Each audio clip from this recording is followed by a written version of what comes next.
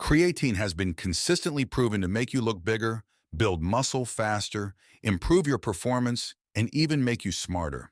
In fact, over 50% of professional power athletes, such as powerlifters, boxers, and track and field athletes, are reportedly using creatine for these reasons, not to mention its rising popularity amongst high school lifters and athletes as well.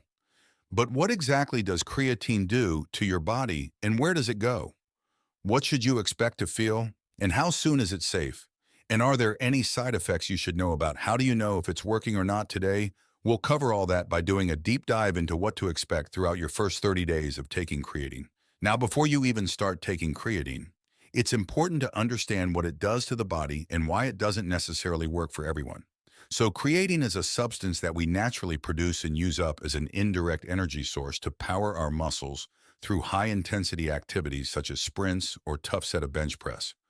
For this reason, we store most of our creatine in our muscles, but about 5% of creatine is actually stored in the brain. And as we'll discuss later on, is why it's been heavily linked to both improvements and impairments in brain function now. Although we have a baseline level of creatine in our muscles, supplementing with it can actually increase our baseline levels by about 30%. As a result, our muscles have more creatine to power them, with leading to more strength and muscle mass over time. But not everyone will experience the same increase in creatine levels. Approximately 20 to 30% of individuals naturally walk around with just about fully saturated muscle creatine levels. As a result, they experience little to no benefit from creatine supplementation. Other individuals, especially vegetarians, since creatine is found in small amounts in meat, have naturally lower levels of creatine and will experience a greater benefit from supplementation. So odds are you will experience some benefit from taking it. But even if you don't, that's not a bad thing. It just means that the gods have blessed you with top-tier genetics. Now, as for what to expect in terms of what to feel side effects and how to tell if it's actually working, let's dive into our 30-day timeline. So when you first start taking creatine, it takes time for your muscles to become fully saturated with that additional creatine, although you will experience a few side effects throughout this period. You won't experience the performance benefits until full saturation, which we'll talk about later. As for how long the saturation process takes, it depends on how much creatine you take every day.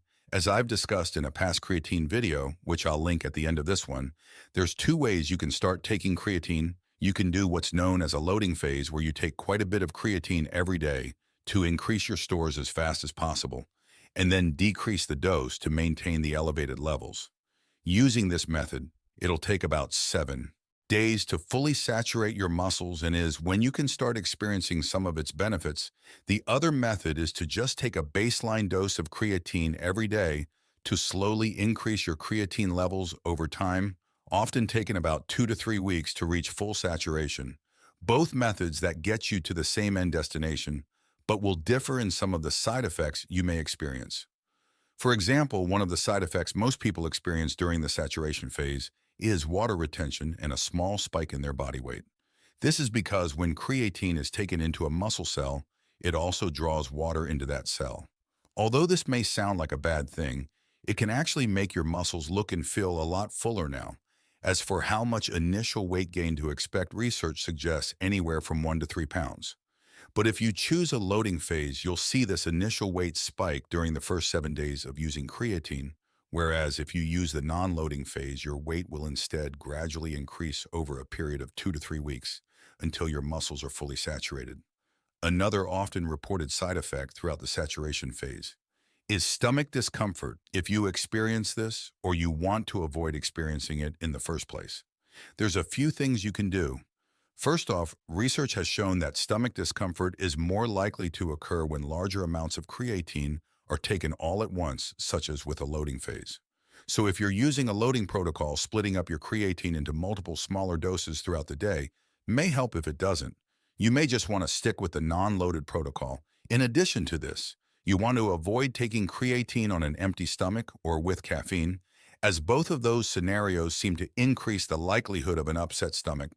Lastly, sometimes discomfort is due to creatine being poorly dissolved by the body. To mitigate this, when you take your creatine, you can try mixing it with hot water to get it fully dissolved and see if that helps. By the way, guys, before we dive into the last side effect, I'm curious, for those of you who have taken creatine, What side effects have you experienced this next one?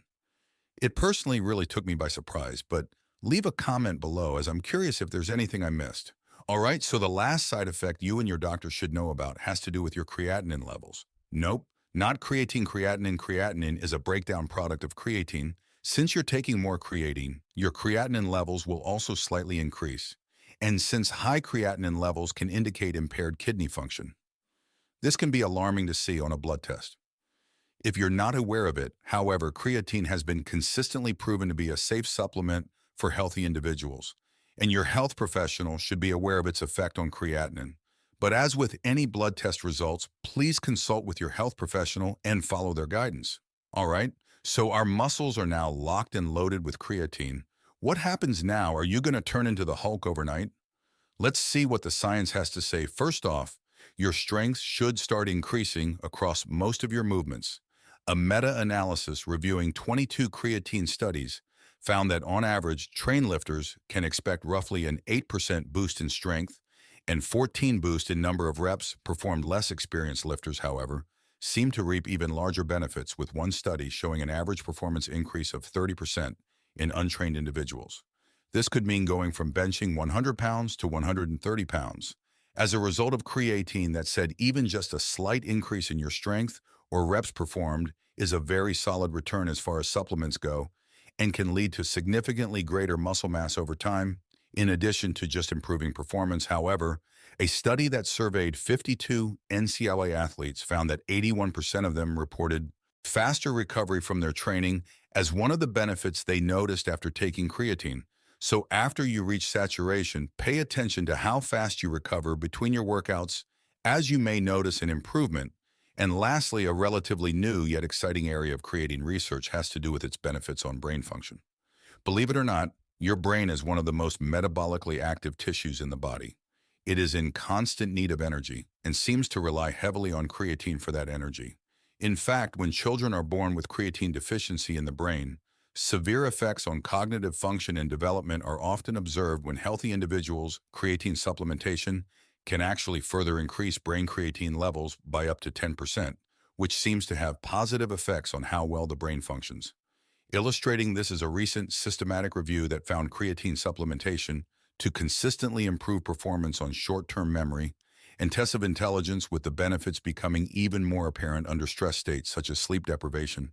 And as we could have predicted, based on what we talked about earlier, the subjects of these studies that experience the most benefit are vegans of vegetarians.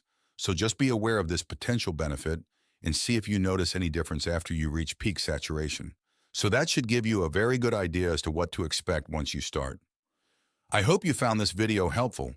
I'd really appreciate it if you subscribe to our channel and support me by turning on notifications for more content.